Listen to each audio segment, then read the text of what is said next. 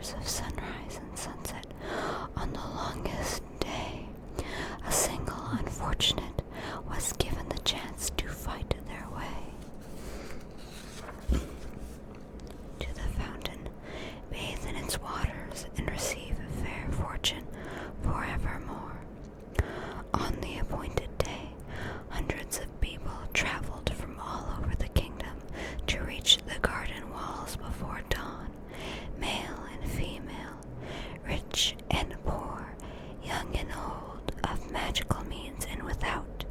They gathered in the darkness, each hoping that they would be the one to gain entrance to the garden. 3 witches, each with her burden of woe, met on the outskirts of the crowd and told one another their sorrows as they waited for sunrise. The first, by the name of Asha, was sick of a malady.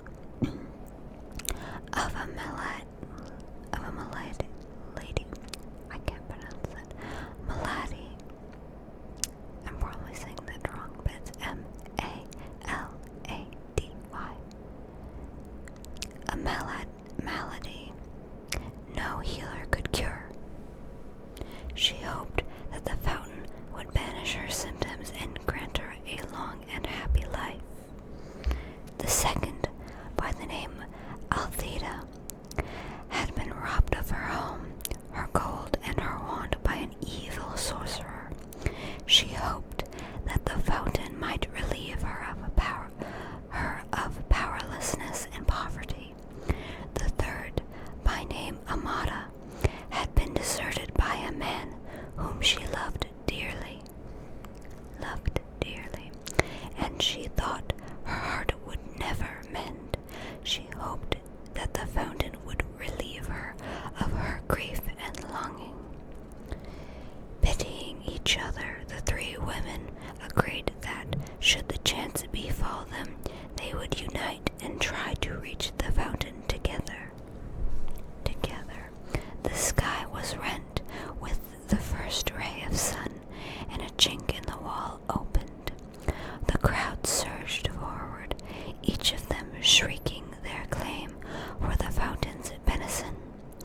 Creepers from the garden beyond snaked through the pressing mass and twisted themselves around the first witch, Asha.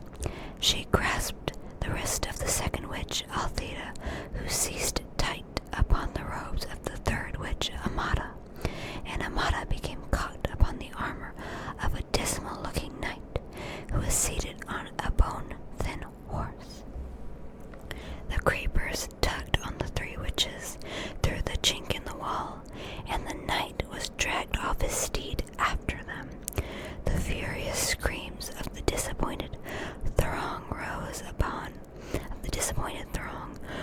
upon the morning air, then fell silent as the garden walls sealed once more. Asha and Althea were angry with Amata, who had accidentally brought along the night.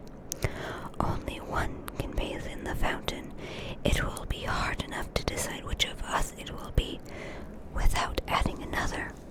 Now, Sir Luckless, as the knight was known in the land outside the walls, observed that these witches, and having no magic, nor any great skill at jousting or dueling with swords, nor anything that distinguished him, or that distinguished the non-magical man, was sure that he had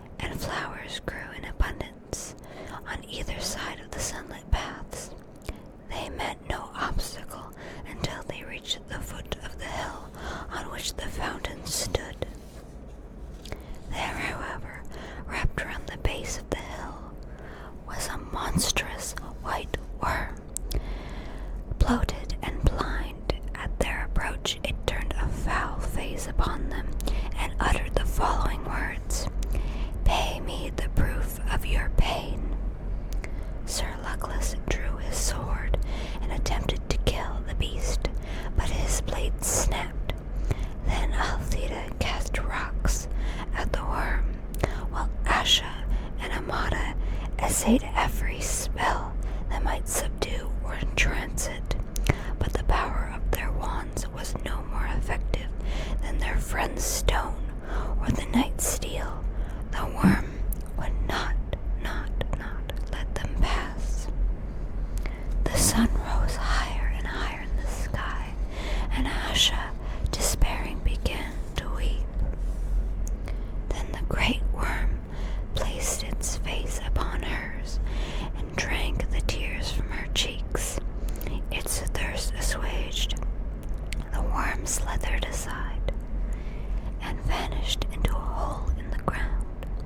Rejoicing at the worm's disappearance, the three witches and the knight began to climb the hill, sure that they would reach the fountain before noon. Halfway up the steep slope, however, they came across words cut into the ground before them. "Pay me the fruit of your labors." Sir Luckless took out his only coin, and placed it upon the grassy hillside, but it rolled away and was lost.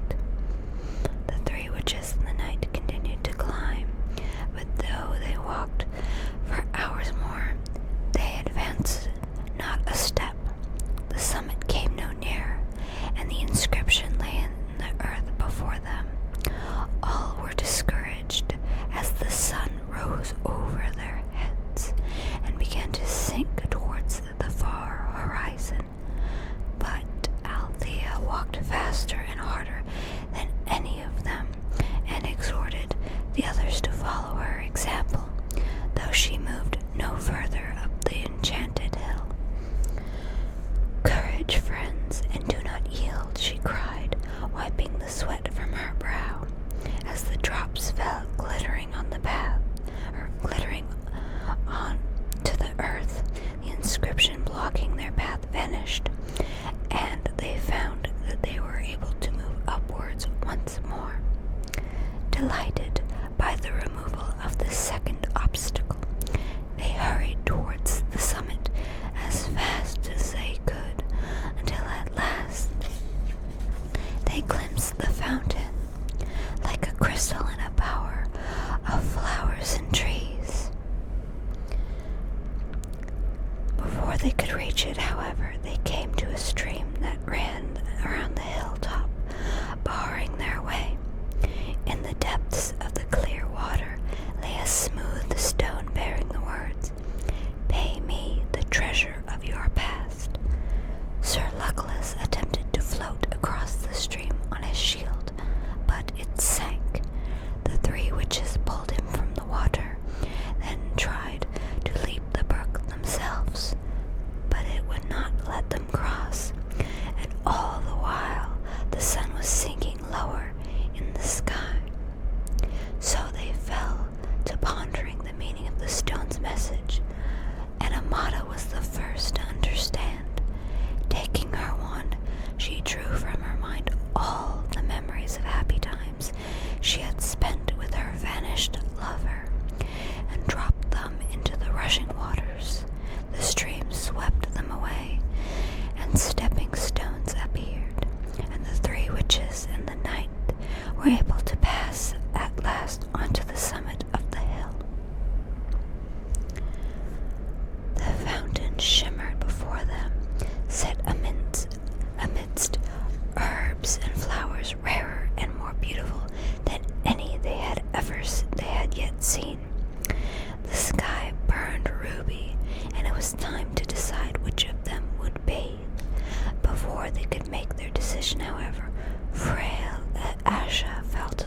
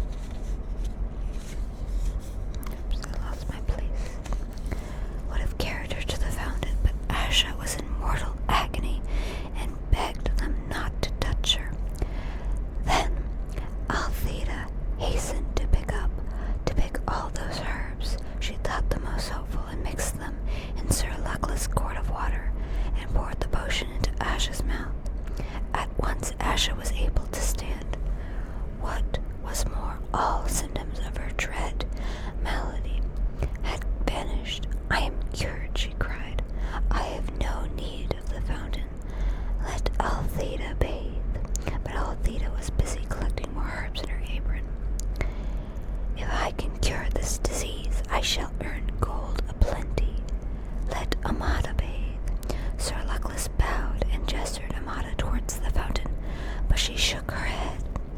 The stream had washed away all regret.